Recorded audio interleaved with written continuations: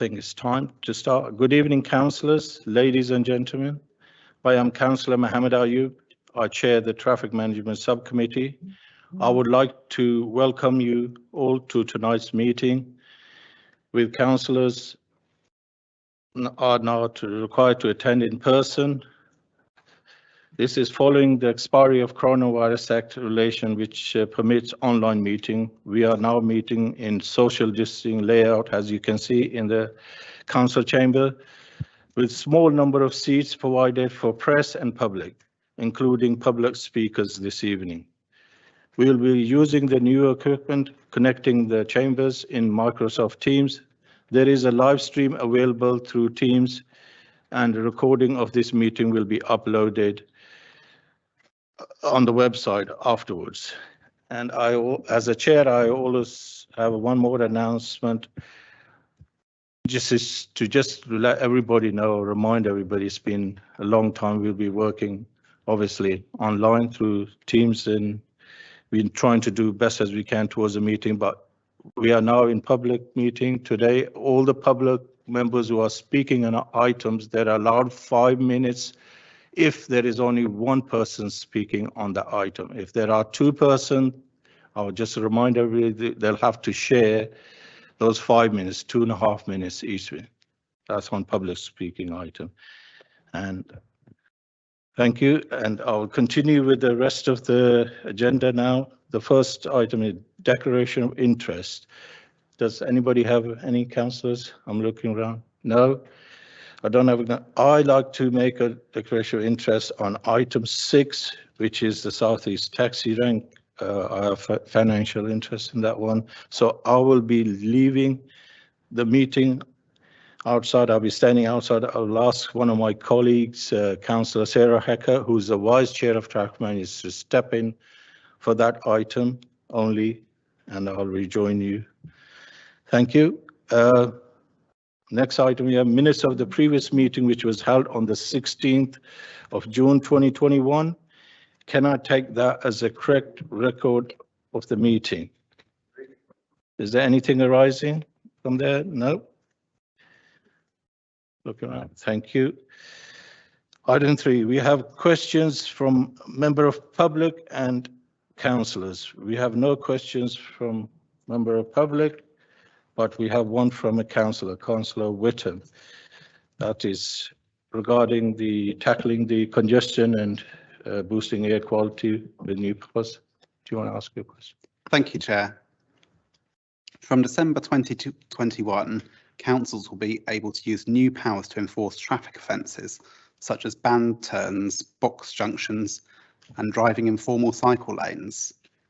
This should help Reading Council to improve connectivity, boost active travel, and increase air quality by reducing congestion. When does Reading Council expect the first fine to be issued? Thank you, Councillor Whittam. Can I invite Councillor Tony Page, who's the lead member of Strategic Environment and Planning and Transport, to respond on my behalf? Thank you, Chair, and I thank Councillor Whittam for his timely question. I welcome the fact that the government has at last accepted the need for these powers to be activated outside of London. However, as explained shortly below, and contrary to government statements, these powers will certainly not be available to us in December 2021. Whilst London authorities have been able to undertake these enforcement activities for many years, Reading Borough Council has been lobbying for the enactment of these powers outside of London. They are, after all, part of the Traffic Management Act 2004. The government had said that they intended to bring in new regulations to allow civil enforcement of a range of moving traffic offences by December 2021, which are currently enforceable only by the police. But the government has still to publish draft guidance for consultation ahead of the necessary new statutory instruments and regulations coming into force. Only after this will local authorities be able to apply for a designation order.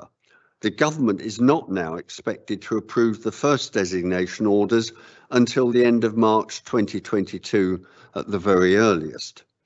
Officers, in the meantime, are developing a strategy that will lead to a rollout of enforcement on key areas of the network, and are committed to commencing these activities as early as possible in the next financial year. It is important at this stage to manage expectations. There is a considerable amount of work to be conducted in order to prepare for this implementation, much of which is dependent on the release of information and guidance from the government. Timescales are therefore uncertain. Rollout of enforcement will be dependent on identifying funding for the infrastructure and back office resources, and implementation must be prioritised where the benefits will be greatest. These powers have been long awaited and are expected to significantly help the Council to influence better driver behaviour. This will lead to improved traffic flow and the reduction of risks around junctions, which will particularly benefit public transport providers, cyclists and pedestrians, influencing changes to sustainable transport modes and active travel options, and deliver an improvement in air quality across Reading. Thank you, Chair. Thank you, Councillor Page. Councillor Whittam, do you have a supplementary? No, thank you, Chair. Thank you, Councillor Page. Thank you. Then I'll move on to the next item, which is item 4, petition.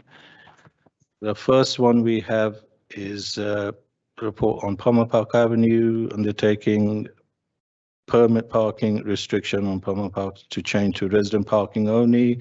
Do we have a speaker on this, Mr. Amjad Tar, in the building? Right. Welcome, Mr. Tar. Just remind you, you have 5 minutes to speak on this if you're just speaking yourself. Thank you, Chair. Good evening, everybody. It is regarding the Palmer Park Avenue in Reading. There is a resident permit issue or non-resident for 2 hours. Basically, the people of that area of that road, they have requested. The residents are concerned about their ability to park near their homes due to the existing resident parking scheme in operation in their road. As a narrow one-way road, parking is only permitted on one side of the road, and their problem is that they can return home only to find there is nowhere for them to park. This can be particularly difficult for families with small children, elderly or infirm residents, and others returning home with the week's shopping. The existing arrangement, which has been in place for several years, allows non-residents, non-permit holders to park for up to 2 hours, which they believe is the cause of their difficulties. They would like to see the scheme altered to remove this 2-hour option for non-residents and non-permit holders, so it becomes a resident-only permit holders only scheme. So therefore, I have the request, and all the residents over there, the 2/3 majority or more than that, they have signed this petition, and they have requested and to alter this scheme, and that is the reason we are here and to represent this. Thank you very much, sir. Thank you, Mr. Jitar. Does any councillor have any question you want to ask? Councillor Page? It wasn't a question, Chair. I wanted to speak on it. Okay, sorry. Do you want to speak on it? No, I'm got. If there's other. I don't see any indication. Councillor Page, go on. No, Chair. I was going to thank Mr. Terrar for his comments on behalf of residents of Palmer Park Avenue, and say that the recommendation this evening is that that this be investigated as part of the forthcoming waiting restriction review, and then that would come back with a recommendation to us. I understand the concerns of local residents, but obviously any consultation that would take place in the future would involve not only local residents in Palmer Park Avenue, but would also give up the opportunity to residents in adjoining streets and also users of the park to comment. So whilst local residents have quite legitimately raised concerns, any future consultation would involve the right of people in the area to comment as well, but that will be obviously reflected in the report that will come back to us, Chair. Thank you, but I would support the recommendation that we take this forward for further work and bring back a report accordingly. Thank you, Councillor Page. Thank you, Mr. Amjad, for coming in. If you want to hand any paperwork, you can leave it on the desk for us. Thank you. Right, we have a next petition, which is sorry, is the committee agreed to that one? Yeah, sorry, my apologies. We're going to get used to this. Right, the next petitioner we have is Councillor Joe Lovelock, who would like to speak via Teams on the Oxford Road 20 mile. Can you hear me? Yes, can you hear me? Yes, go ahead. Thank you very much, Chair. Obviously, there is a lot more work to do on the possibility of 20-mile-an-hour zone in all the streets off the Oxford Road and Tireless roads, and we've been working with colleagues in neighbouring wards to gain people's views. And when I presented the petition earlier in the year, it was clear that over 80% of the people who'd taken part were in favour of reducing the speed limit in those roads. And in particular, it's been highlighted in the last week or so where we've had, unfortunately, another accident in Grovelands Road. And I am particularly concerned about Grovelands and Water Road, where we have a huge amount of traffic, but also it's the route to school for 3 secondary schools locally, and indeed a number of primary schools. And it's going to need a lot of analysis to decide how we can best slow traffic as well as putting up signs. We need to find ways to do that.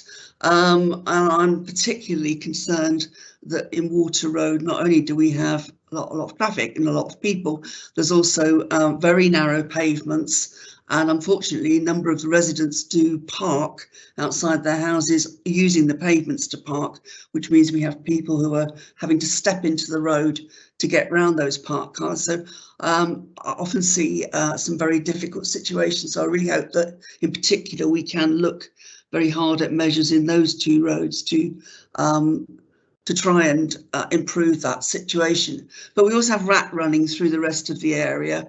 It's a regular rat run from the Oxford Road through to Tireless Road via all those streets such as Waverley Road and the neighbouring Battle Ward streets. And we need to have a look and see how we can reduce that, as well as reducing the speed in the area, which would help. And inevitably, it is often the rat runners who are the ones who are driving at the fastest speed, rather than local residents. Not exclusively, of course, but nevertheless, it's very obvious, particularly early in the morning and in the evening, that that's what's happening. So I hope that while the recommendation is to put this on the list pending funding, I very much hope that we will be able to get on with this work to decide what sort of a scheme would work best in each of those streets.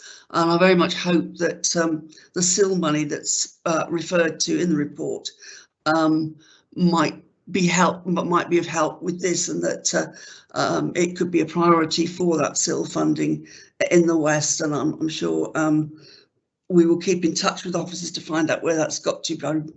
Really, although I can't pose that tonight, I hope that somebody from the committee will pick that up and make it clear that we do regard this area as an important project. You've earlier on, Councillor Page, answering the question regarding new powers. Well, they are welcome. I think we're all still very disappointed that speeding restrictions are not a power that the police seem to want to hand over, and the government seem to be silent on that as well. In my view, the police are never going to enforce in side streets because they have other priorities. And it is essential, if this is to work, that we do get that transfer of power to the council so that we can do the enforcement. So, Chair, thank you very much. I do hope the committee will support putting it on the list, but more importantly, that there will be some funding forthcoming as soon as possible to do the detailed work that we need to do to get the scheme right. Thank you very much. Thank you, Councillor Lovelock. Councillor Hacker, do you indicate? Yeah, thank you, Chair. Just following on from what Councillor Lovelock said, as battle councillors, we're pleased to see this go on an extra step. I just had a resident contact me just the other day concerned about speeding in the side streets of Battle Ward. So I was able to say, you know what, we're already on this, it's going to happen. However, Councillor Lovelock made a very good point around the funding required for traffic calming as part of this scheme. And so what I'd like to do is propose an additional recommended action, okay, that would say something along these lines, that traffic calming and speed enforcement measures for the 20-mile-per-hour zone be submitted as an estimated £100,000 bid for future local SIL funding. So that we've got it in writing, it's in the document, and that when SIL funding becomes available, this traffic calming is a priority. I'm currently walking my youngest to school, and I see very clearly that the area around Water Road and Grovelands is very, very busy. So we wouldn't want any injuries. So if we could have that extra recommended action, that would be wonderful. Thank you, Councillor. Could that be noted? And Councillor Page, you indicate? Yeah, I'd like to second that amendment or addendum that Councillor Hacker has proposed. Paragraph 4.3 in our report references the SIL funding that we allocated to the area around the hospital, and that was 100,000. And whilst this report talks about an upper rate or possibly exceeding 300,000, we have no idea at this stage what measures will be brought forward. 100,000, I think, is an appropriate bid at this stage, but I would emphasise that the decision on the level of funding will fall to us collectively as councillors, and will obviously be influenced by further reports by officers. But I think it's important for us to signal our clear intent to deliver measures in this area, and this is the start of the process. Colleagues will be advised in the next few months about the process for identifying bids for local SIL funding. We have just come to the end of the first allocation of funds, and indeed we have a report later this evening which effectively wraps up the delivery of the first phase of locally SIL funded schemes. There is money in the bank awaiting allocations, and that process will be reported back to us, as I say, later this year. So I would support strongly on the basis of clear local support for measures and support from the local members, but also the important need to identify potential funding, which we are looking to do this evening as well. Thank you, Chair. Thank you, Councillor Page. So can we agree to the recommended action, everybody? Yep. Agreed. Okay. And also take the points which Councillor Hacker has made as well. Thank you, Councillor Lovelock, for coming out speaking on this item. Thank you, Chair.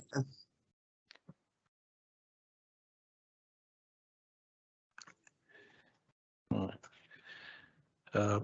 Next, we have item 6, which I declare interest. I would ask Councillor Hacker to step in for me.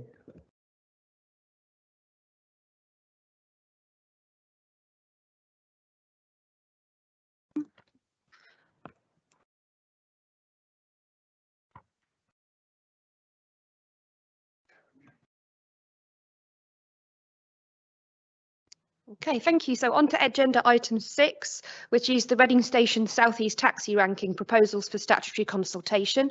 Mr. Penman, you're introducing. Thank you, Chair. So the report proposes some alterations to waiting restrictions in Garrard Street.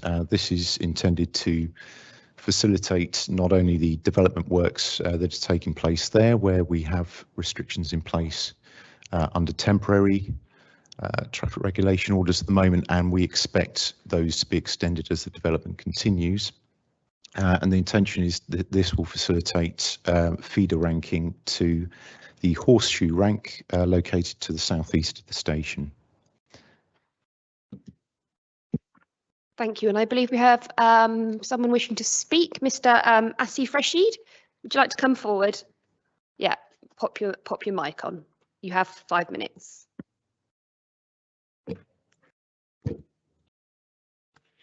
Thank you, Chair. Good evening. Obviously, we're delighted at this development. We've been looking at alternatives to feed the horseshoe, but due to the limited curbside space in Reading, it's been very challenging and difficult to come up with a plan that works for everybody. We believe that this is the right way to go, and we have one more, not a request, but in order to make this work, currently we have a traffic light system. Obviously, you know, that's for the whole of Garage Street. During the development phase, we will only have the top half of Garage Street to feed the horseshoe. So we would like to see a camera on Garage Street with a screen at the southwest interchange where drivers can clearly see when is the right time to go. The last thing we want to see is drivers going, and obviously they can't turn back, and we don't want to clog anything up on Garage Street. But like I said, I think when we give the news to our drivers tomorrow on this, I'm sure they will all be very pleased that finally we've got some certainty on how we will carry on feeding the horseshoe. So thank you. Thank you. Councillor Page, you indicated. Yes, Chair. Can I thank Mr. Rashid for his comments, and also officers who have undertaken further work since we deferred this item at our last meeting. There have also been discussions with Reading buses as well, whom I know will also welcome the proposal because it avoids the upheaval and possible controversy that would be generated by having to look at relocating or moving bus stops. Always a difficult and sensitive issue in the town centre, not least around the station. The fact that Garrard Street will be required for the duration of the Station Hill works and is therefore available in part for use by taxis has only become clear over the summer months with the detailed discussions with Lincoln, the developers of Station Hill, which in turn followed the recent grant of planning permission and the further detailed work that has gone on. So I too welcome this solution. It will require obviously discipline amongst the Hackney carriage drivers, but and the request that Mr. Rashid has made is one that we can certainly take away and look at. There is also a need for camera enforcement, which I think it might be in operation at the top of Garrard Street, or whether it is activated, but certainly the abuse of Garrard Street by private cars and lorry drivers who see it as a shortcut and have been abusing that must end, and we need to enforce the restriction at the top of the slope, because abuse hazards not only other road users but also pedestrians and cyclists who hopefully will be using that area in increasing numbers. So, Chair, I welcome this report and commend it to colleagues to be taken forward for the necessary works. But I would just welcome some comments from Mr. Penman on what Mr. Rashid said, and my question about the camera enforcement. Yes, thank you, Chair. Thank you, Councillor Page. Yes, thank you, Asif. We'll take your comment away. Certainly, I can assure you, as part of the work, we've already got upgraded detection for the sort of current signal arrangement that you have. That will come as part of this. The camera, I will need to take that away because that brings another number of complications along with it that we'll need to look at. As for the camera enforcement of the restriction, that is a camera enforced site, so anyone abusing the use of Garrard Street and exiting onto Station Road will be ticketed.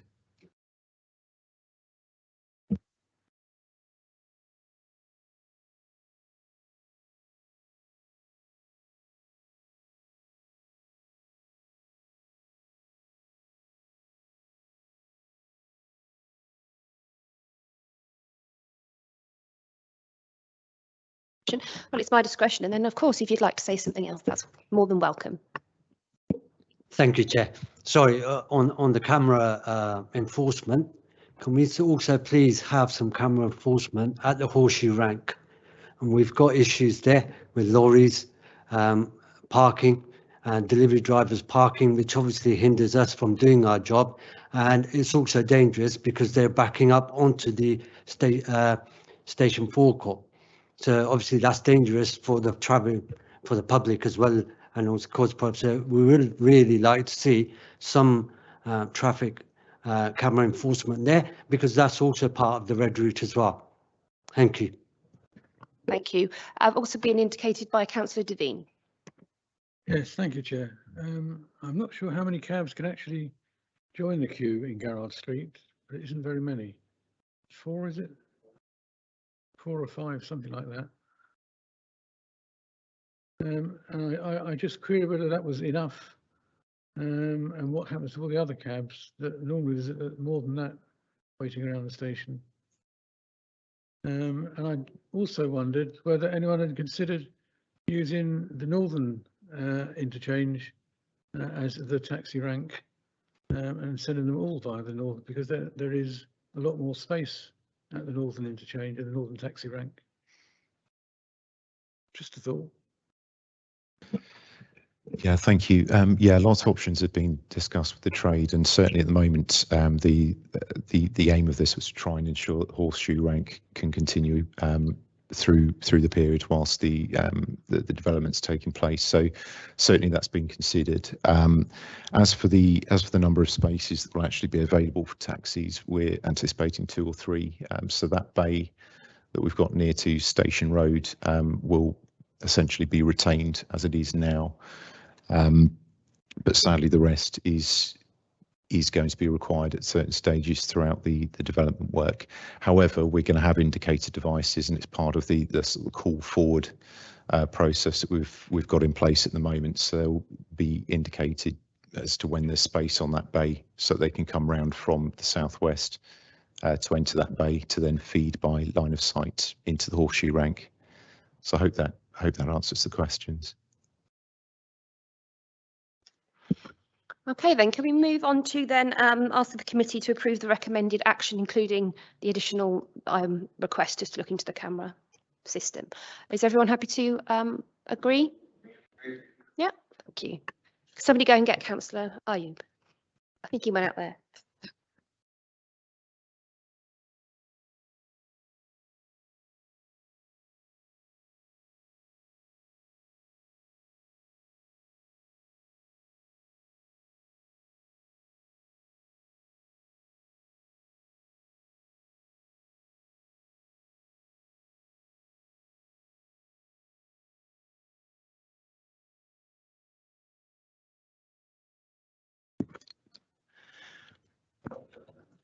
Thank you, Councillor Hacker. Thank you, everyone. Next item we have is item 7, which is waiting restriction review. Objection and waiting restriction review for 2021A, and also request for waiting restriction review 2021B. So, James Penman, can I have an update, please, briefing slide on this item? Yes, thank you, Chair. So, so 2 parts report. So the first part, we've conducted a statutory consultation on all of the proposals that formed part of the 2021A waiting restriction review programme. As per the last report, those that have not received any objection during that period are approved for implementation pending a decision being undertaken on those that have, which are in the appendix in this report. And the second part of the report are the list of requests for potential inclusion into the next waiting restriction review programme. So you'll be agreeing tonight whether we proceed with investigation of those or not. And this includes 2 petitions as well. Thank you. Thank you.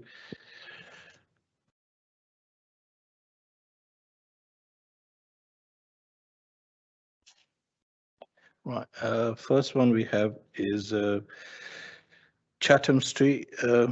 We have fully support on that, Councillor Page. Yeah.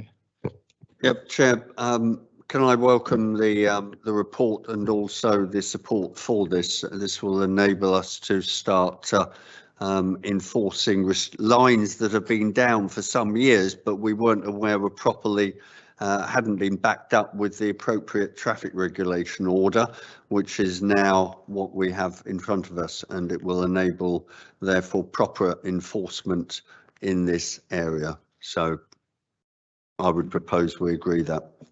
Yeah, is a committee agreement, everybody? Yeah, okay. Next one we have is Star Road and Douglas Road. Just got one objection. Councillor Adele. Thank you, Chair. I note that we've got an objection to this one, but Star Road is a very narrow road.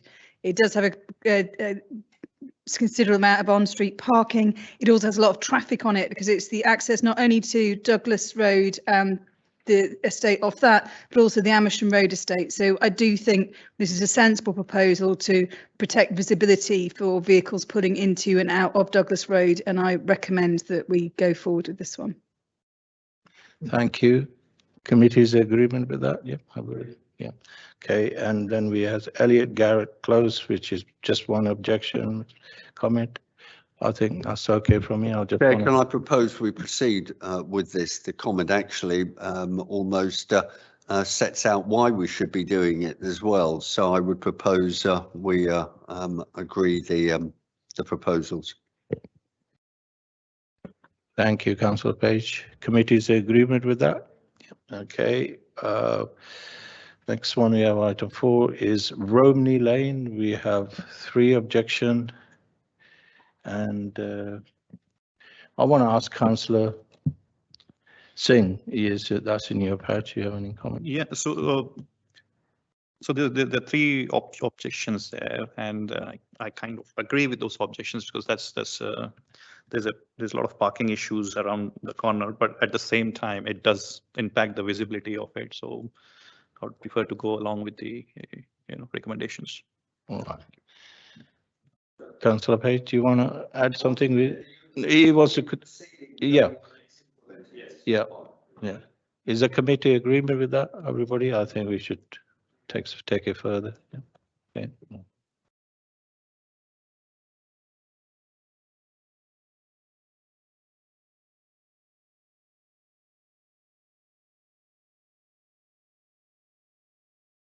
Sorry, mic's off there. Next item is Edenham Crescent. We have a 9 objection and Chair. And 29 in support. And I've got Councillor Liz Terry indicating. Do you want to speak? Chair, we've been contacted by residents about this. It is a problem. As you can see, there's 29 in support. I think the people who are objecting are closer to that area. But on balance, and having discussed it with fellow councillors, we think that this should proceed. Thank you, Chair. Thank you. Is the committee in agreement with that? Yeah, continue. Thank you. All right. Sorry. All right, the next item we have is Longbridge Close.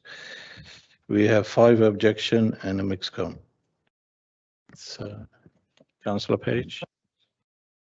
Didn't have the mic. Chair, we've had a stiff, there aren't any Norfolk councillors on the subcommittee, but Norfolk councillors have told us that they support the measures proposed. Notwithstanding these objections, there are clear public interest in proceeding with the restrictions, not least assisting refuse collection services in that area. So I would propose that we proceed with the advertised restrictions. Okay, is the committee in agreement with that? Yeah, everybody, fine, thank you. Right, we move on to the Waiting Restriction Review Programme, Appendix 2. We have 6 in Abbey Ward. Councillor Page. Chair, can I just be clear that in the original email that was sent about this, I'm talking about Great Knowledge Street. It says Great Knowledge Street. The original email made quite clear it was the Great Knowledge Street area that we're talking about, which is that including William, Caroline and Bedford and the clutch of streets in that area. So if we can just add the word area to that, that clarifies the nature of the request. The others we support as well, Chair.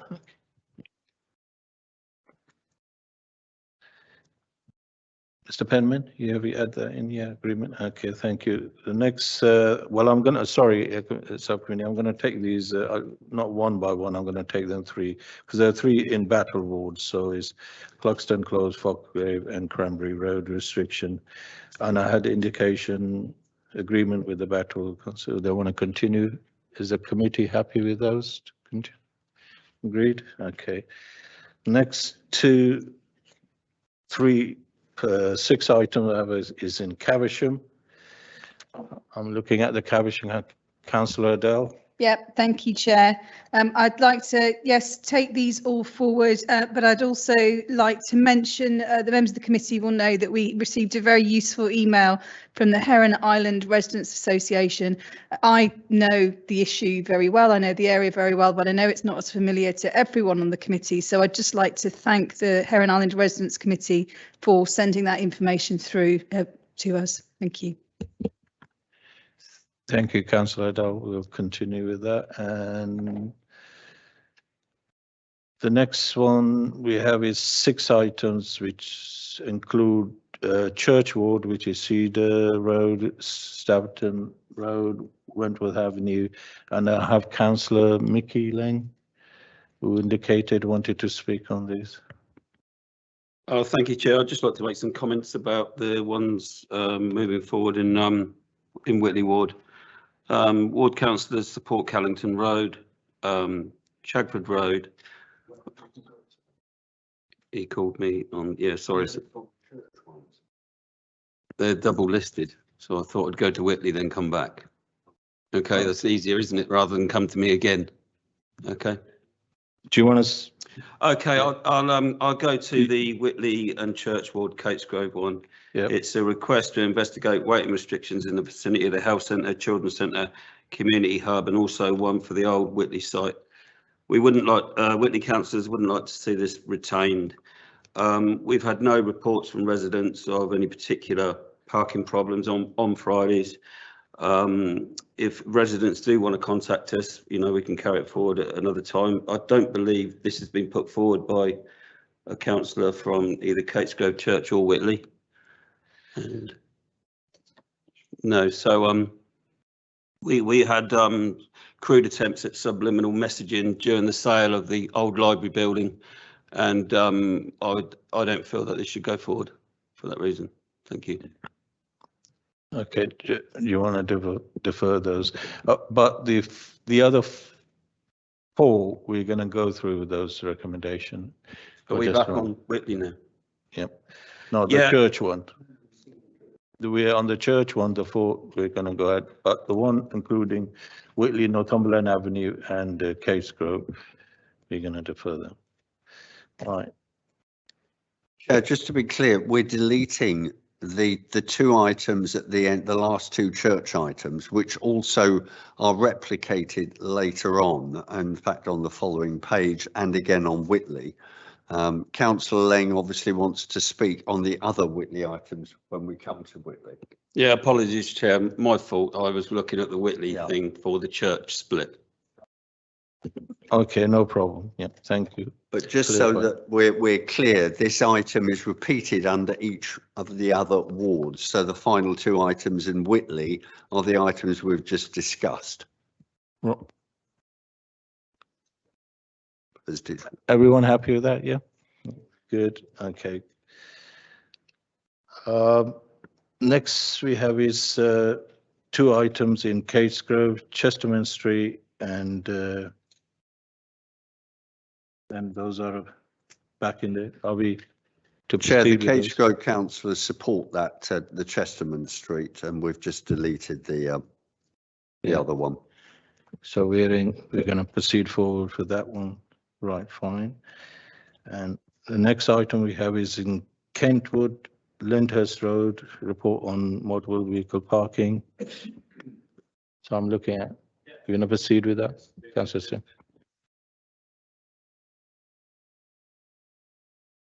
There is a lot of parking issues near Knockwood Early Centre, and to be honest, the whole area is very much congested anytime you go. So therefore, I highly recommend that. Thank you. Thank you, Councillor Singh. Councillor Devine, you indicated you want to. Yes, just a quickie. Lyndhurst Road on its own, I think, is not where we should be looking. We should look at the whole area of Ringwood and Kinson and Romsey and all the rest. Look at it together rather than just Lyndhurst, because you're just moving traffic or cars from one road to another if you start imposing restrictions on one of them. Thank you, Councillor Devine. Mr. Penman, do you want to take a note of that? Yeah. Thank you. Right, thank you. We'll continue. The next two we have is in Maple Durham, Hewitt Avenue and Knoll Close. Councillor Adele.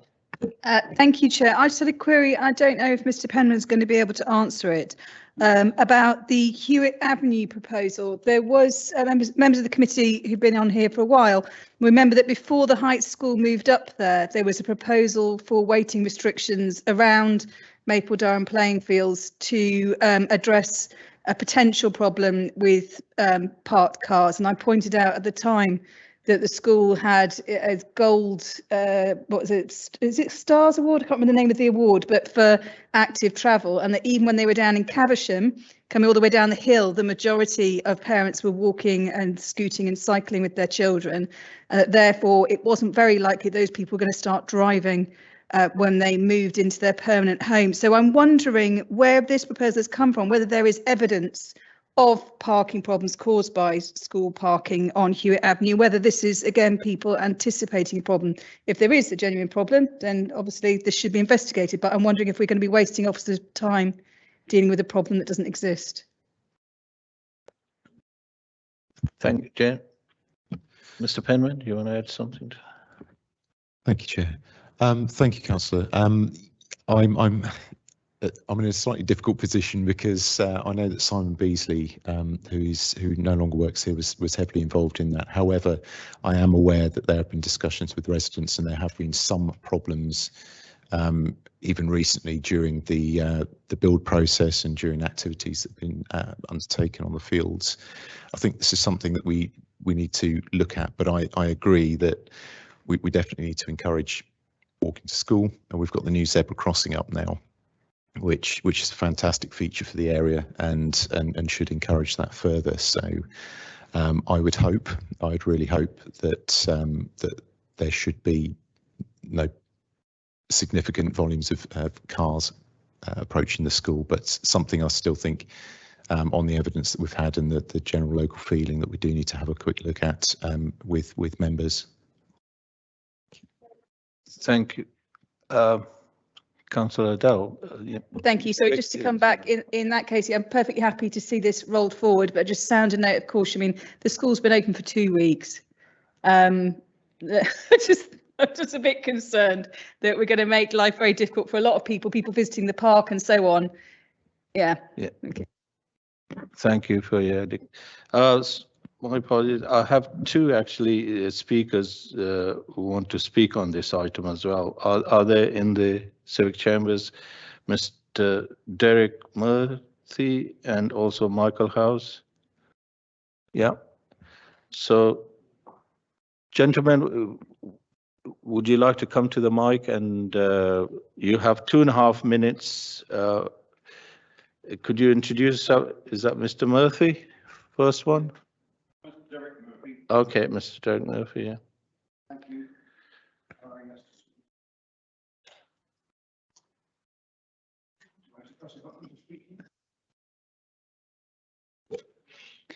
Okay, thank you very much. I thank the councillor for the observations, the Caversham councillor. Yes, it is true to say that there's been considerable amount of people walking to school and very little parking compared with the amount of parking that went on whilst the school was being built. But the school is only open for a certain number of hours in a day, and there are such things as football tournaments, outside school hours, and we've had the same sort of level of parking, and we have a dangerous situation in Knoll Close. If I might paint a little picture for you to think about. Knoll Close was built in the early 60s, very narrow road, and it lies at a lower level and slopes up to Woodcote Road. There is no splay width at the top of the close. There are some existing yellow lines that go round on the corner. They are 15 metres total in length and only 8 metres into the close. When we have this problem of parking, which has occurred since the school opened due to a football tournament, and the school will have after hours clubs, there will be lots of activities going on. We have these problems if people are parking at the top of the close. Now, the residents were so concerned at the number of near misses, and I'll explain how many near misses occur. If all the vehicles come into the close, turn and park on the outgoing side, the near side, and leave a small gap at everybody's driveway entrance, if you like, there is no option for the people leaving the close but to drive the whole of that length of close on the wrong side of the road to a junction in which there's no width, no splay width to view the oncoming traffic. And I myself have had several occasions meeting another vehicle coming the other way, coming in correctly on the left-hand side, and I'm going out on the right-hand side to me, left-hand side to him, and anchor up. And by sheer luck, there's not been a really serious accident. So we had a meeting of residents to try and determine what the best things you could do. We considered about 5 or 6 different things. Of those 5 items, we came up with 3 measures that we thought could remove that immediate danger at the moment. One was to extend the yellow lines. Mr. Derek Murphy, I'm afraid your time is up. 2.5 minutes. Can I just add a comment then? One comment. There are 3 items listed on that petition there. The first one is the most important because it removes the immediate danger. The other 2 are desirables for the future. Thank you very much for listening. Councillor Adele. Thank you. Sorry, I just wanted to clarify. Can I just say to you, can come ask the question afterward? I'll get the other speaker on first. Chair, I just wanted to make it clear that my comments were about the Hewitt Avenue proposal, not about Knoll Close, and I apologise if that wasn't clear. I was talking specifically to the Hewitt Avenue proposal. Okay. Could I have the next speaker come in, please, on the chair? Mr. Michael Hosier. Yeah. Hello, I'm Michael Harris. Yeah. I live on the close. Yeah. And you have 2.5 minutes, sir. And has been expressed by my neighbour Derek. It is a very dangerous situation for cars leaving the close. We are, as he said, it's a very narrow road, and it's when you get to the top of the close where you have the traffic coming down the main A road coming across you, we can't see what's coming wants to turn in, and I myself have met a large delivery lorry that wanted to turn in, and the alternative was I would have to reverse about 100 yards back to get past all the vehicles that were parked, as has been said, on the wrong side of the road. We're not asking for the moon, we're just asking for it's an extension of the yellow lines is our first a request. That's our number one. We are not knocking the school in any way. We're merely saying that we in Noel Close, we deserve safe entry and exit into the close. I think that's really all I want to add to Derek's what he said. Thank you very much. Thank you, sir, for coming in. Do you councillors have any questions? No?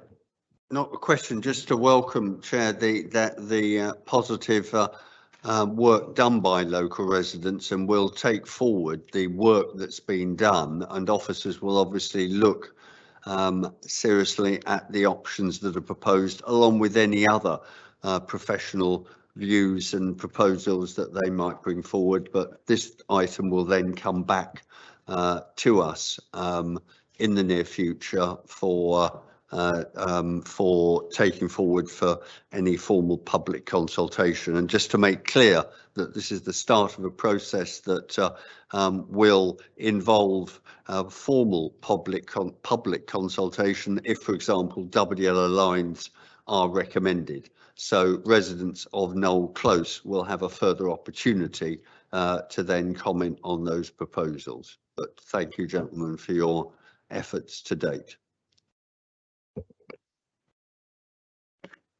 Thank you. We'll take that forward. Thank you for everybody coming in. I'm going to call the other speaker, a public speaker, Nikki Howard, on the Mount and Sutton Walk. I'll take that now as it's going. Yeah, I'm going to go to Redlands and take the speakers on.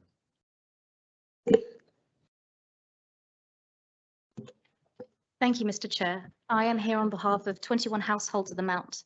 By way of context, residents voted by over 83% via WhatsApp in May to seek council's guidance. This mandated discussions with our councillors and highways, who advised us that they recommended their one standard scheme Monday to Sunday, 8 AM to 8 PM. Residents were then physically polled with a letter they had to sign and return or reply via email. Our cover letter was printed in Appendix 2, so I won't remake those comments. However, a huge mandate was given, with more than 91% of residents in support. Procedurally, residents were given a month to reply, with one reminder letter posted through their doors. It is on this basis that we asked the committee to approve the Highways Advice Scheme for the Mount. We felt a little underrepresented in tonight's agenda summary. It covered the claims of the minority without mentioning that 21 households support change or our reasons. So I must debunk the points that were raised by those two households here. Objectors have claimed bias in physical polling, which is ironic as it was done at their suggestion when they shut down the WhatsApp poll in lockdown, appealing for anonymization. Physical polling also nullified the objections of a lack of representation as they were delivered to every household. Our community are apolitical, busy people. We didn't decide to engage in traffic management for fun. The huge support is a reflection that there is an issue that requires resolution.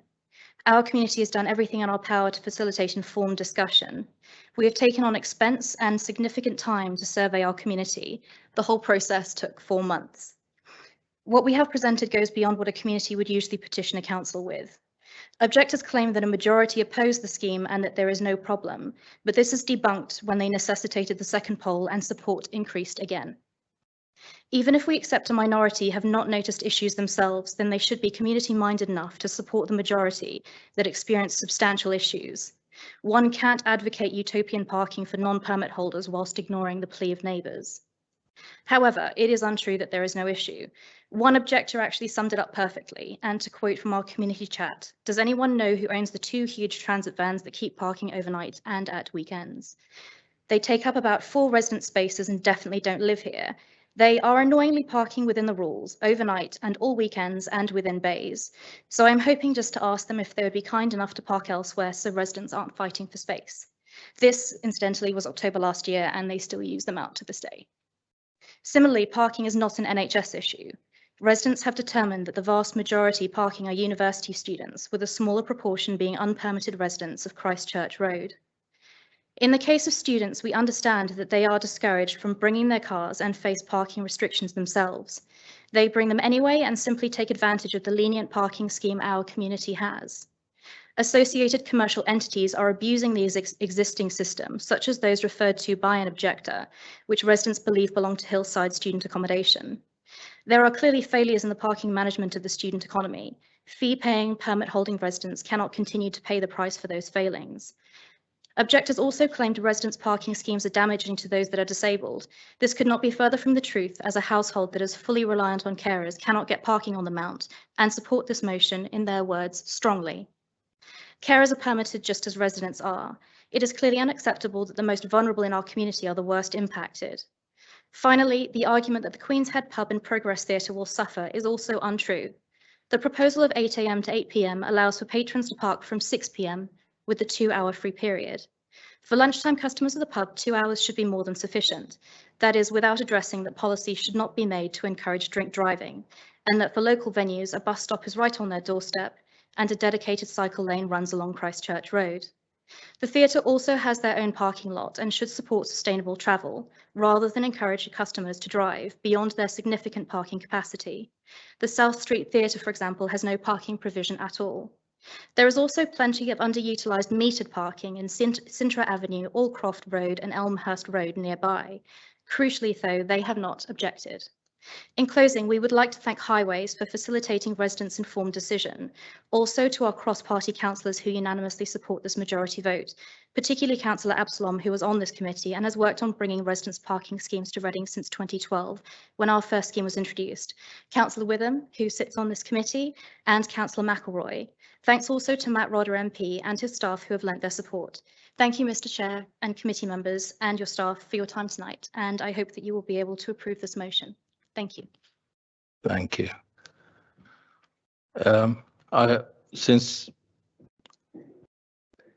Can I call Councillor Dave Ellsblom to come in since on this?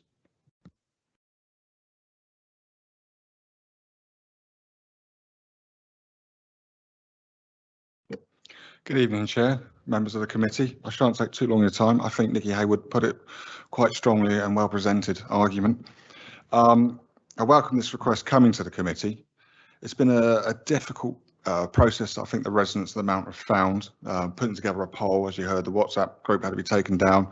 There was a second poll, but there is overwhelming evidence of the request for changes in the community. I'd just like to make a couple of technical points. Nikki Hayward kept referring to it as a Monday to Sunday 8 AM to 8 PM resident permit holding. Just like to clarify, there will be 2 hours free parking with no return within 2 hours in that window. So there is some flexibility. I'd also like to put, and she touched on something which I think is quite important. If you had read the summary of request, it does actually state there are 2 objections, but in fact there were 21 supporting comments. But for some reason, these weren't printed. Not sure why, Mr. Penman. It would have been useful to have a more balanced presentation. This has got full cross-party support. I've spoken, when Matt Rodder has been with me, to residents who have spoken to both pro parking changes and those who oppose the parking changes. So has Councillor Witham and Councillor McElroy. So I urge this committee to pass this request for formal consultation. Thank you. Happy to answer any questions. Councillor. Any questions for Councillor? Thank you. No. Thank you, Councillor. Coming, Councillor Page, you. Well, I was just going to propose that we agree the request to take forward further work and the appropriate consultation on the proposal. Thank you. Yeah. Thank you, Councillor. Sorry, Chair, can I just have one question to Mr. Penman? Given that the committee's approving going to public consultation, do you have a rough feeling for when, either side of Christmas, that may take place? Councillor James Penman. Thank you, Councillor. The process for the waiting restriction review would traditionally bring back reports for proposal to statutory consultation in January. We would then undertake the statutory consultation and bring those back to March's meeting with any objections. That would be the typical timeline for this waiting restriction review programme. Thank you, Mr. Penman. Thank you. Sorry, subcommittee, there was a request I needed, so I need to get back to the agenda.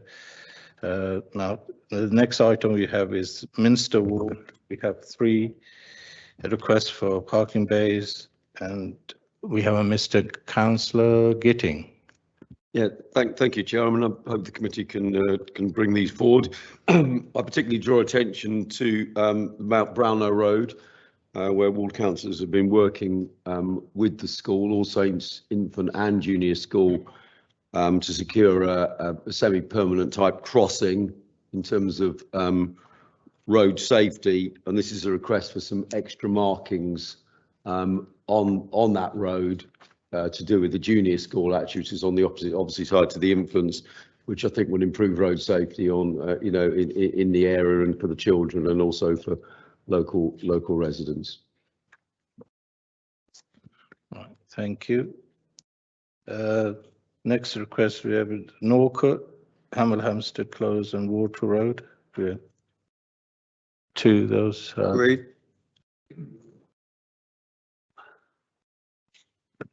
The next item we have is 3 in Park, request for school entrance, Bulmush Road. I'm looking at the Park Councillor, Councillor Whittam. Thank you, Chair. I've spoken to the Park Ward councillors and they're happy for all 3 of these to go ahead. Thank you. So we took those forward. Agreed? Okay. Next item we have is Peppard, Goldsworthy Drive and Mickland Road and Shirley Avenue. Councillor. Thank you, Chair. Yes, fully endorse all 3 of these requests if they can be taken forward. I speak for all of the Peppard councillors, in particular the Goldsworthy Drive one. The law of unintended consequences has applied there. It's a very sharp corner with essentially 1 car's width to get through. There were double yellows put down on the inside of the bend in 2019 as part of the 2019 programme, but that, as I say, has had the unintended consequence of drivers parking on the outside of the bend, which means that any driver heading north or south into it has to effectively come down the middle. It's only 1 car's width. It's a blind corner, and very similar to the problems we heard about in Old Close and Maple Durham. You can literally come head on towards a car and you won't know it until they're in front of you. So it's a very dangerous corner, and we've had a number of residents contact us about this with photographic evidence of that as well. Hence, it's come to committee now. So I would stress Goldsworthy Drive in particular, if we can take that forward. I know the residents there would be very grateful to have a second set of double yellows put on the other side to effectively make it a safer. It's a dangerous corner anyway, but it will make it safer without the other cars parked on the outside of the bend. Thank you very much. Thank you, Councillor. The committee is in agreement with that. Yeah, thank you. Next item is in Redlands. We have 2, Linford Road and also. Yeah, agreed with that one. Agreed. Yeah. Councillor Ennis, you want to say something? Okay, fine. Thank you.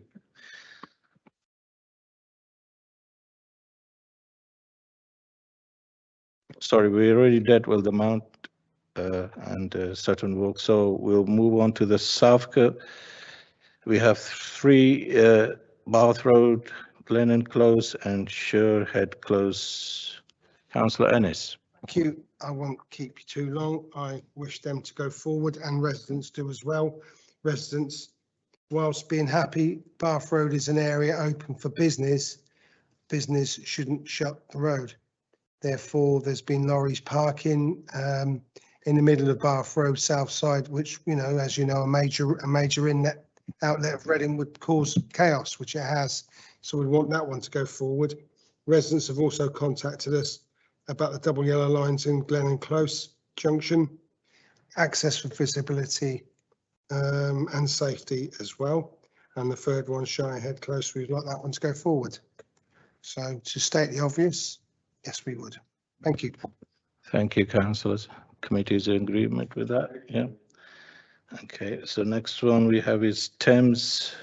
We have 2 in Thames, including Pepper Albert Road and St. Rita's Avenue. Looking at Thames, I didn't have an indication. I think we'll take those forward. Agreed? We have 3 in Tarlas, Colvin Road, Logan Close and Hardwick Road. Happy for those to go ahead, Chair. We'll go ahead with those. Yeah, identification. Thank you. And I think we've dealt with, we've got 4 in Whitley, which are Callington Road, which Chadford Road, Copenhagen Close, Forestine, which I think Councillor Mickey wanted to speak on those. Mickey Lane. Thank you, Chair. Whitley Ward, last but not least. Callington, Chadford and Longbarn Lane, the ward councillors support that. Those Copenhagen Close and Forestine, just some minor comments. It states that the double yellow lines will go up to the community centre car park. That's just after the community centre car park, please. That's very important to the residents of Copenhagen. And also with Forestine, very minor. It's actually on Whitleywood Lane, not Whitleywood Road. So, okay, thanks for that. And obviously, to just confirm, we don't support the request to investigate the health centre, community centre, or the old Whitley Library. Thank you. Thank you, Councillor Ling. And just finally, I'd just like to, from the committee, subcommittee, are we all agreement with everything we've been noted by Mr. Penman? Yeah. Thank you.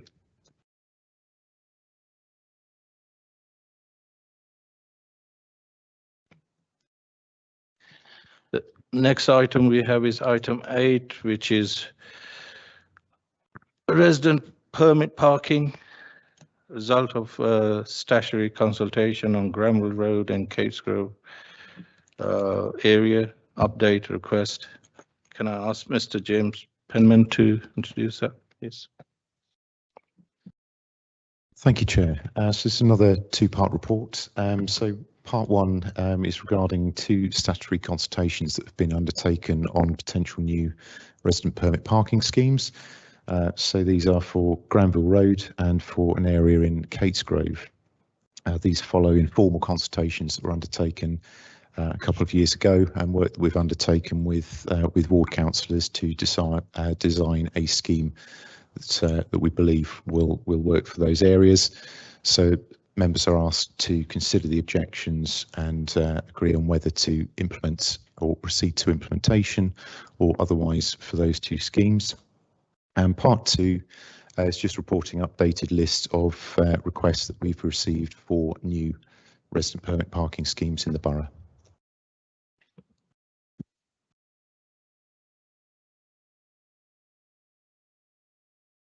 Go first. Sorry, Councillor Ennis. Yeah, thank you. Yeah, cheers. No worries.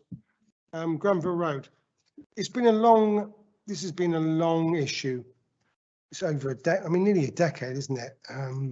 With the building of new houses at the far end, which is towards the Burfield Road. I'm pointing that way, but I didn't got a clue. So I will point that way. And the residents up there have been subject to daily intrusions of parking from the garages, from business, from park and riders getting on buses. And they've been unable to access parking near their houses. And it's been a serious enough issue that we've grappled with for a number of years. And the way forward was to have a consultation for the whole of Granville Road, because there's patches where that's happening as well. And the area's been blocked. It's a small road, it's narrow, and it's been blocked by numbers of cars used in the garages, businesses and whatever. Now, I'm glad the consultation took place. I was sort of we were sort of ambivalent, semi-supportive, because we wanted to solve the issues of parking from elsewhere coming in and blocking the area. But as you can see, 41 responses, 34 objections. I think That's pretty clear. So therefore, I'm recommending or propose that we accept the consultation, accept the views of the number of residents, quite a lot of numbers, mainly on financial grounds, I have to say, which is fair enough.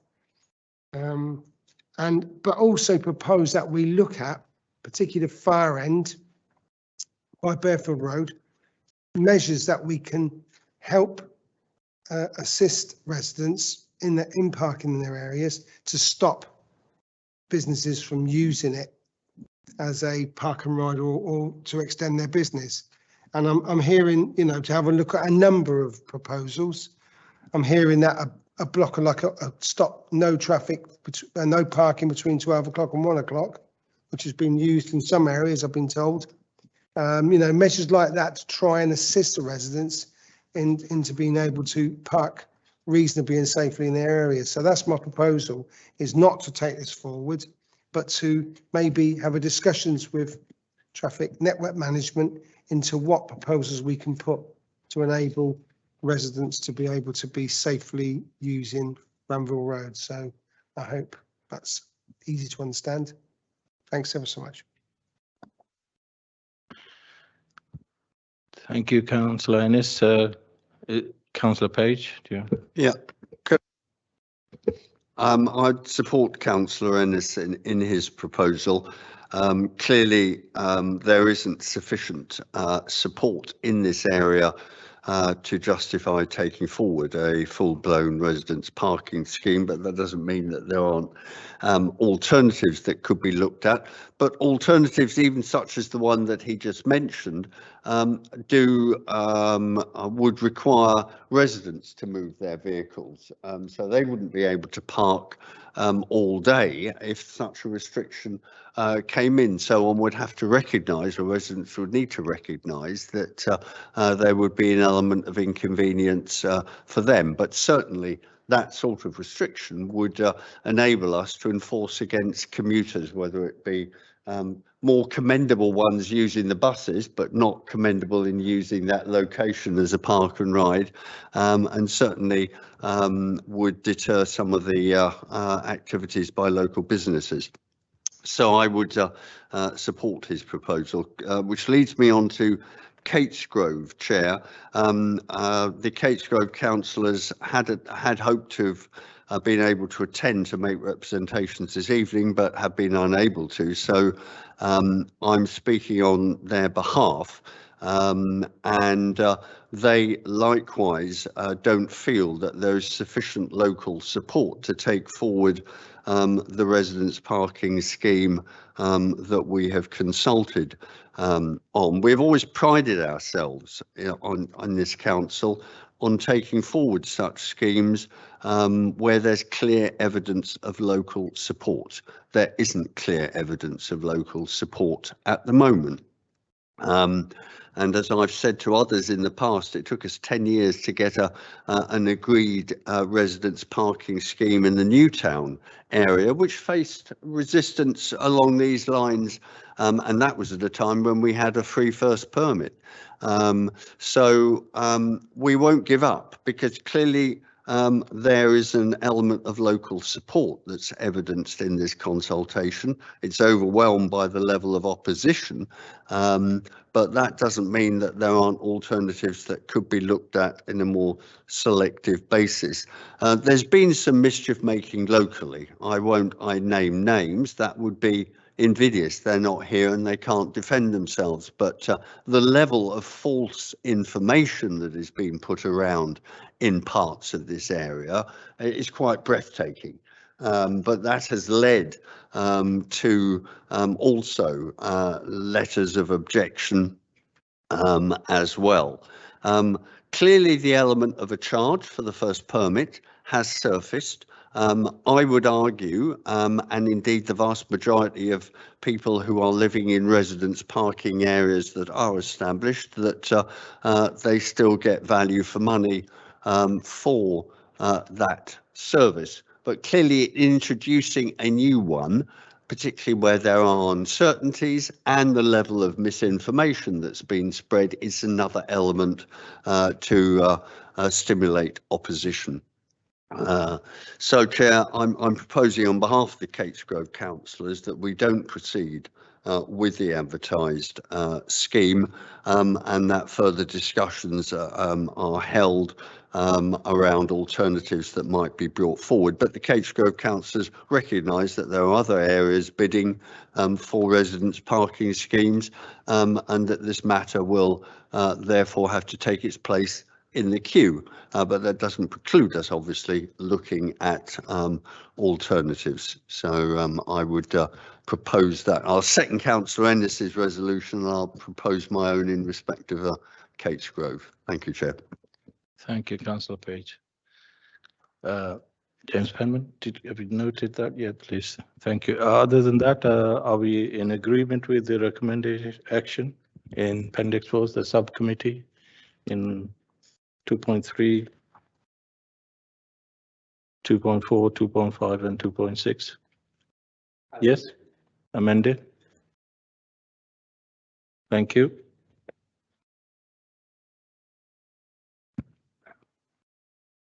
All right, we'll move on to item 9, which is the red route, Route 17. Mr. Penman, would you please go? Thank you, Chair. So as we've reported, the experimental order for the red route's been in for some time now. We delivered that last summer, and following some initial comments and feedback that we'd had, and some very, very useful walkabouts with some of the town centre businesses and the UK Reading UK bid, we've been able to make some alterations to that red route. We get an opportunity to do that over the experimental period. And since then, at the time of writing, those objections have not surfaced. We've provided a lot more loading in the town centre. We're now at the stage where we're seeking approval to make that town centre red route as amended into a permanent TRO to move forward. Thank you. Councillor Page, you indicated. Chair, can I support this recommended action and thank James Penman and his colleagues for the work that they've done on this.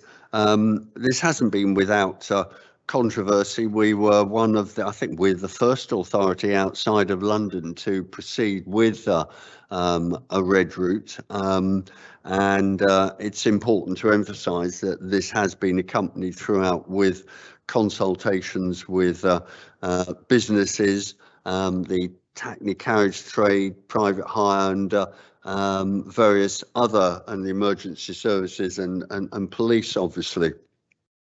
Just 2 quick points. I held a very helpful informal consultation earlier this week with Mr. Rashid on behalf of the RTA and private hire representatives around guidance that we are looking to publish around parking or waiting and servicing and picking up along the red route for hackney carriage and private hire services based on the guidance that TfL have put out. The bulk of that is applicable to Reading, but a number of points were raised, which we will now be considering before we issue guidance in Reading. And I thank them for their contribution to that process, and we've invited any other formal comments in writing by the close of this forthcoming weekend. The other point to make apropos red route enforcement, and this is very much hoping that this will be picked up by elements of the nighttime economy, that Reading Town Centre, its pavements particularly, are not free parking areas for people who work in the nighttime economy, either as security, as staff, or bar staff, or any others, or even patrons. The areas of for example, outside the Old Town Hall, areas around the M&S service bay, areas in the butts have been regularly abused and are treated as free car parks for those staff. That will have to cease. We are now upping our enforcement, using our mobile enforcement vans, using powers that now flow from this being a red route, to ensure that anybody deciding to park on those areas will receive a ticket. We have got additional staffing resources who will be going out until the early hours of the morning, and we will be looking for police support if any of the offenders think that intimidating or threatening our enforcement officers is an alternative to parking responsibly. It is not. So let it be a clear message that pre-pandemic levels of parking abuse in the town centre will not be tolerated. It is dangerous, it is irresponsible, and it must stop. And we will ticket and penalise and follow through to prosecutions those who decide that they have a right to park wherever they so choose, simply because it's 2 or 3 or 4 o'clock in the morning. So, Chair, sorry for a slight abuse of the agenda, but it is relevant to the red route and to its enforcement, and it's particularly relevant as hopefully the nighttime economy revives in Reading, and it will assist the operation of public transport, hackney carriage and other legitimate activities to provide the service that we welcome in the town centre. Thank you. Thank you, Councillor Page. Councillor Whittam, you indicated you want to speak. Thank you, Chair. I'll certainly be supporting the recommended action. I was just going to ask about additional enforcement, but Councillor Page has already covered that. Thank you. Thank you. So we agree with the recommended action, the subcommittee, everybody? Yeah, agreed. Thank you. Item 10 is the SIL proposal, SIL local funding scheme for 2021. Mr. Penman, could you please? Thank you, Chair.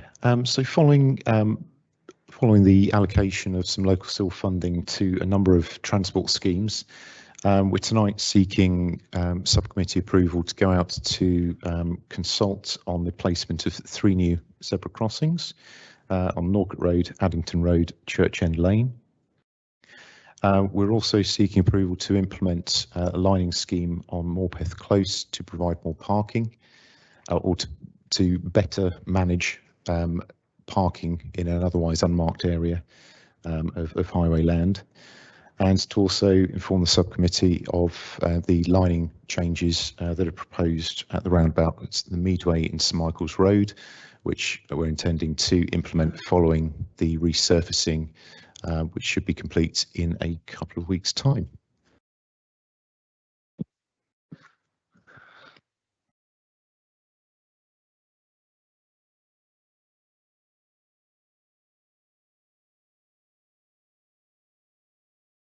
Sorry, Councillor Devine, I didn't see you indicating that. Okay. The roundabout at St Michael's, the Meadway junction.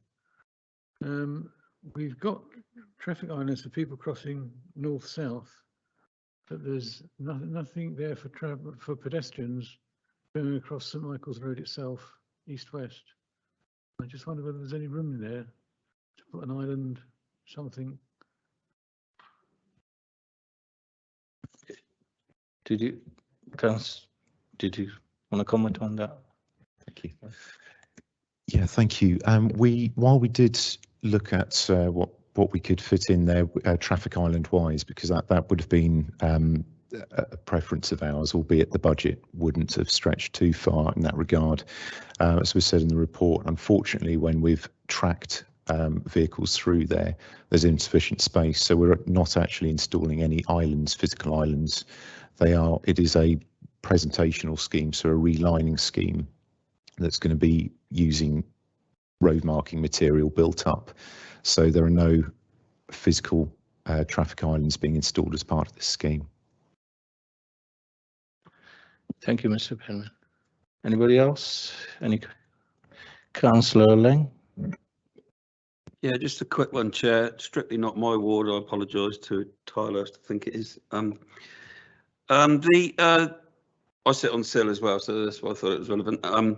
So 10 grand for the mini roundabout, the raised hump, yeah. And I was sort of like comparing that to the Norfolk Road zebra crossing, which is to remove an island, you know, a fixed island, and take down a bus stop and move it to another place, and do a zebra crossing for 40 grand, 40,000, sorry, 40,000 more. How did you come to that price then? Because it's the same existing price as the other zebra crossings. I just think that's a hell of a lot of work. I'm not an expert, so I'm asking. You know, could you clarify that point, please, Mr. Ben? Thank you. Well, the £10,000 was allocated to the Meadway and St Michael's Road crossing, and we'd always hoped that we'd be able to put traffic islands in place. It's not going to be a £10,000 lining scheme, so there will be money going back following implementation of that scheme. Okay. It's not going to be a £10,000 scheme. Okay. And it's only because it'll come to a point that I'll raise later with another zebra crossing, but 50,000 for doing all that work, is that you don't think that's under budget at all? I think that's no. The zebra crossings, we've gone out there with our highways team who are going to be delivering the schemes as well. So we've had a look at what's there, and we believe that £50,000 will be sufficient to deliver the 3 zebra crossings. And do we pay for the bus stops to be moved, or do the Reading buses make a contribution to that? We will be funding that movement because it's necessary for the placement of the crossing. Thank you. Thank you, Mr. Ben. Anybody else? Yeah, well, no, that's a fine point. Thank you, Councillor Ling. The subcommittee does report, note the report, and also recommended action 2.3, 2.4. All agree? Yeah. Are we in agreement? Yeah, thank you.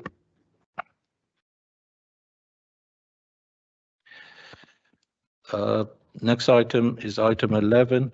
Yeah.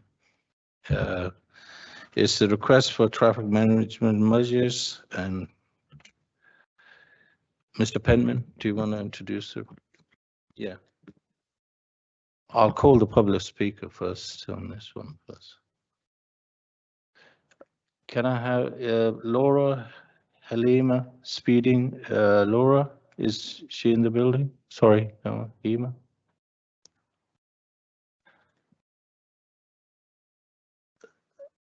Laura, sorry about the wait. You have 5 minutes on this item, please. So thank you for allowing me to speak this evening. It's something that's not only very important to me, but also many of my neighbours on Elmhurst Road and Marlborough Avenue who have requested I speak on their behalf, and I shall leave a list of their names and addresses this evening. The points I would like to cover are as follows. Elmhurst Road and Marlborough Avenue are the only main roads within the Redlands ward without any physical speed deterrents in place. Traffic calming measures have been recently installed on Redlands Road, Kendrick Road, Allcroft Road and Morgan Road, but critically Elmhurst Road and Marlborough Avenue have been missed off this list. Speeding on Elmhurst Road has reached a critical point and action needs to be taken immediately before someone is hurt or killed. Elmhurst Road is frequented by many children getting to school at Redlands Primary, St Joseph's, Maiden Early School in Reading, Reading Boys School and Kendrick Girls School, as well as students getting to the university, and we cannot risk the lives of these people.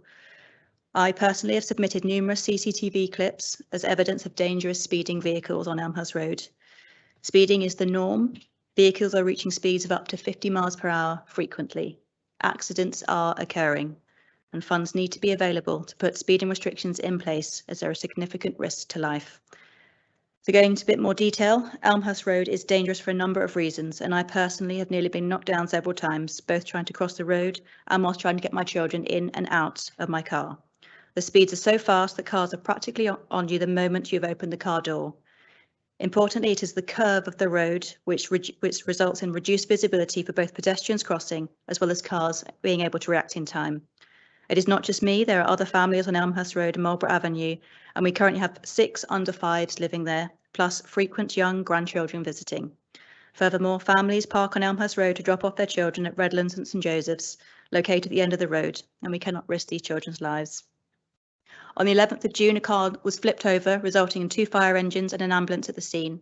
Someone was treated for injuries at the side of the road. And accidents have occurred in the past, but this is not something, whilst it's not something that's happened previously, it's just about lives going forward that we need to focus on. The CCTV clips that I forwarded includes cars overtaking at speeds in both directions, including me getting out of the car with my baby in her car seat. I've sent on probably 20 clips showing this, and this is just a drop in the ocean. I could happily send on 100 clips a day of speeding cars. It is a real issue. The magnitude cannot be underestimated. Councillor Dave McElroy has been very supportive of our ongoing plight and shares the concerns of risk of life. It has been suggested that students returning will increase the number of parked cars on Elmhurst Road, which will then act as a speeding deterrent, but we do not consider this to be true. It hasn't to date. Parking fees the road are punitive, and the students and staff can afford to pay this at £100 per month. Free parking is also available on Shinfield Road, yet this is rarely taken up, so we didn't see this being an issue on Elmhurst. Students will not pay to park. In addition, the road has few cars parked during the evenings, weekends, school and university holidays, and we need a permanent deterrent. Furthermore, crossing between cars is extremely dangerous, especially for young children who use the road to get to school. Speeding cars will not be able to see them in time, and children are at a high risk of being hit. Students and local residents cross the roads at times to use the sports park facilities and or to go to lectures from day to night. It's only a matter of time, unfortunately, before somebody gets hurt. In summary, Elmhurst Road and Marlborough Avenue are the only main roads in the Redlands area that do not have speed restrictions in place. Speeding is not only frequent, but it's the norm. We have evidence of cars overtaking and speeding of up to 50 miles per hour. The 20 miles per hour markings and signs are not effective. We need physical and permanent restrictions in place, and the full width speed bumps as seen on Allcroft Road and Morgan Road would do this. There have been many near misses, and it's only a matter of time before someone's hurt. I'm asking you personally as a resident of Elmhurst Road and as a mother to young children that we do something before the unthinkable happens. Thank you. Thank you, Laura. Does the subcommittee have any questions for Laura? No? Right. Mr. Penman, do you have anything to comment on?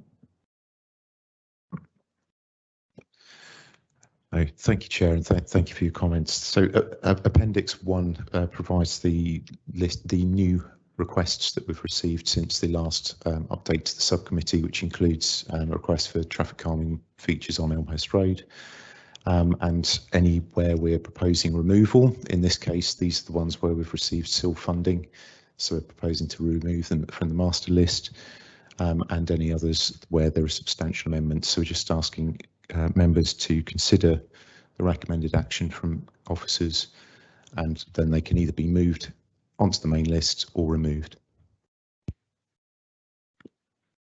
Thank you. Any question for subcommittee? No?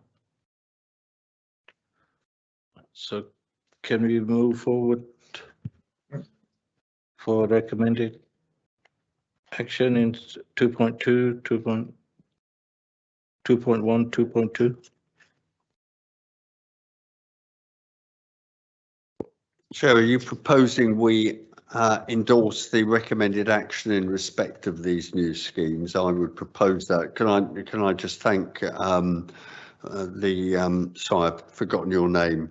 It's Laura. Laura, well, let's be informal. Can I thank Laura for her comments? She raises issues that are common in many areas of the town. That's not to in any way diminish the concern along Elmhurst Road and Marlborough, which I fully understand. One of the concerns that was raised when we introduced the new parking arrangements along there, which of course have reduced or the new restrictions along Elmhurst Road have reduced considerably the parking that took place before, and one of the concerns raised was the possibility of increased speeding. The levels of speeding that she's referred to are obviously very alarming, and one we need to address. The sad fact is, and it goes back to some comments I made earlier, that we, the council, do not have the powers to enforce speeding. We have to look at physical measures to deliver that. The police still retain powers which they will not exercise. It is not a high priority.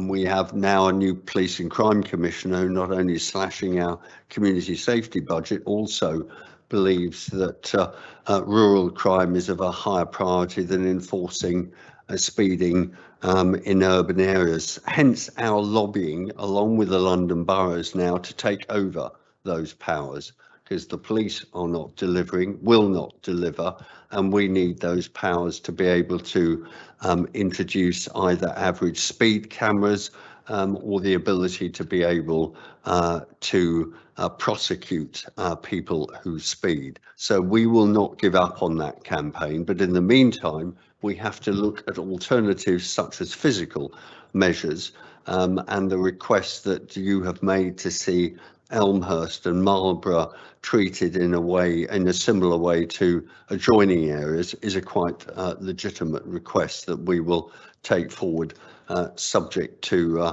funding. But we do have SIL funding that is available, and we'll obviously be looking at bids from local councillors for that. So, Chair, I would propose that, subject to any proposal to delete items from this list, that we accept. There are a couple of recommendations to delete schemes, such as the Addington Road pedestrian crossing, which is going ahead, and one or two others, but I would propose that we endorse the recommendations unless any colleagues wish to move to the contrary. Thank you, Councillor Page. Is the subcommittee agreement with this? Agreed?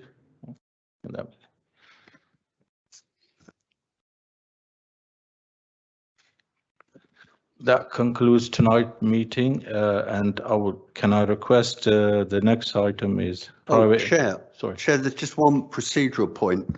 We did all have the letter from Brian Oatway, which we should just acknowledge we have received for the record. And I meant to say my apologies that he has obviously submitted comments, many of which are sensible, and that we have noted and will take on board when we come to consider the individual proposals. But as ever, Brian Oatway's contributions are welcomed, and we have all received them as members of the subcommittee.